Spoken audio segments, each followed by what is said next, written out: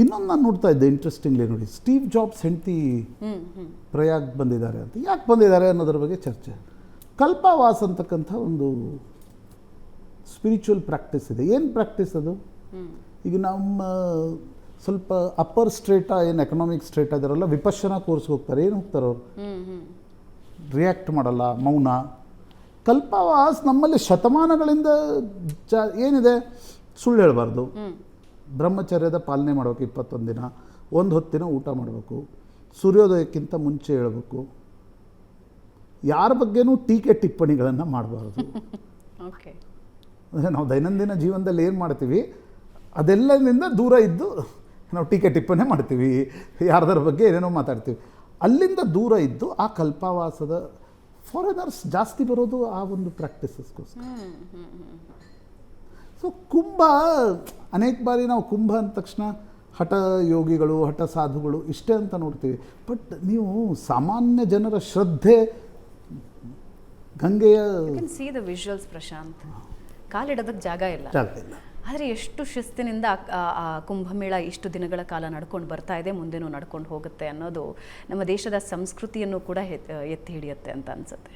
ಆ ಕಲ್ಚರ್ ಜೊತೆಗೆ important is nature also. Nature. ಯಾಕಂದರೆ ಆ ನೀರಿದ್ದರೆ ಕುಂಭ ಅಲ್ವಾ? ಹೌದು. ಇವತ್ತು ಅಂದರೆ ನನಗನ್ಸುತ್ತೆ, ಇವತ್ತು ಮಹಾಕುಂಭಕ್ಕೆ ಒಂದು ಹೊಸ ಆಯಾಮವನ್ನು ಕೊಡಬೇಕಾದ್ರೆ ನಾವು ನಮ್ಮ ಪರಿಸರದ ಸಂರಕ್ಷಣೆ ಕೂಡ ಆ ಮಹಾ ಕುಂಭದಲ್ಲಿ ಹೋಗಿ ನಾವು ನದಿಯಲ್ಲಿ ಸ್ನಾನ ಮಾಡೋದೊಂದು ಬಗೆ. ಆದರೆ ಆ ನದಿಯ ನೀರು, ಇವತ್ತು ನದಿಯ ನೀರು ಬತ್ತಾ ಇದೆ. ಬೆಂಗಳೂರಿನ ವೃಷಭಾವತಿ ನೋಡಿ, ನಾವು ಮಹಾನಗರಗಳ ಜನ ಅಂತೂ ನದಿಯನ್ನು ಪೂರ್ತಿಯಾಗಿ ಬತ್ತಿಸಿದ್ದೀವಿ. ಆ ನದಿ ಉಳಿದ್ರೆ ಕುಂಭ ಉಳಿಯುತ್ತೆ, ಆ ಕುಂಭ ಉಳಿದ್ರೆ ನಮ್ಮ ಸಂಸ್ಕೃತಿ ಉಳಿಯುತ್ತೆ. ನಾನು ಇದು ಕೇವಲ ಜನರ ಒಂದು ಸಮಸ್ಯೆ ಅಂತ ಹೇಳಲ್ಲ ಪ್ರಶಾಂತ್. ನಾನು ಕಾಶಿಗೆಲ್ಲ ಹೋದಾಗ ನನ್ನ ಕಣ್ಣೆದುರುಗಡೆ ಯಾರಾದರೂ ನೀರು ಗಲೀಜು ಮಾಡ್ತಾ ಇದ್ರೆ ನಾನು ಅಲ್ಲೇ ಜಗಳ ಮಾಡೋದಕ್ಕೆ ಶುರು ಮಾಡಿಬಿಡ್ತೀನಿ. ಇಷ್ಟು ಕಷ್ಟಪಟ್ಟು ಕೋಟ್ಯಾಂತರ ರೂಪಾಯಿ ಖರ್ಚು ಮಾಡಿ ಗಂಗೆನ ಶುದ್ಧೀಕರಣ ಮಾಡುವಂಥ ಪ್ರಯತ್ನ ಮಾಡ್ತಾರೆ. ಆದರೆ ಇದು ನಿಲ್ಲಬೇಕಾಗಿರೋದು ಕಾರ್ಖಾನೆಗಳ ತ್ಯಾಜ್ಯದಿಂದ. ಅದನ್ನು ನಿಲ್ಲಿಸಿದ್ರೆ ಗಂಗೆ ಸಮಸ್ಯೆ ಇರೋದಿಲ್ಲ ಅಂತ ಅನ್ಸುತ್ತೆ. ಸೊ ಇದರೊಂದಿಗೆ ಇವತ್ತಿನ ಚರ್ಚೆ ಮುಗಿಸೋಣ ಪ್ರಶಾಂತ್. ಧನ್ಯವಾದ ಚರ್ಚೆಯಲ್ಲಿ ಮಹಾಕುಂಭ ಇಟ್ ಸೆಲ್ಫ್ ಇದೆ ಬೆರಗು ಅಂತ ಬೆರಗು ಖಂಡಿತ ಒಂದ್ಸಲ ನಿಶ್ಚಿತವಾಗಿ ಹೋಗಿ ನೋಡಿ ಬರಬೇಕು. ಖಂಡಿತ. ಧನ್ಯವಾದ ಪ್ರಶಾಂತ್. ಸೊ ವೀಕ್ಷಕರೇ, ಇದರೊಂದಿಗೆ ಇವತ್ತಿನ ನ್ಯೂಸ್ ಟಾಕ್ ಮುಗಿಸ್ತಾ ಇದ್ದೀವಿ. ನಮಸ್ಕಾರ.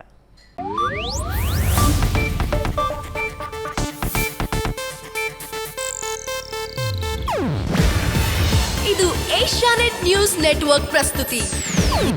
ನೀವು ನೋಡ್ತಿದ್ದೀರಾ ಏಷ್ಯಾನೆಟ್ ಸುವರ್ಣ ನ್ಯೂಸ್.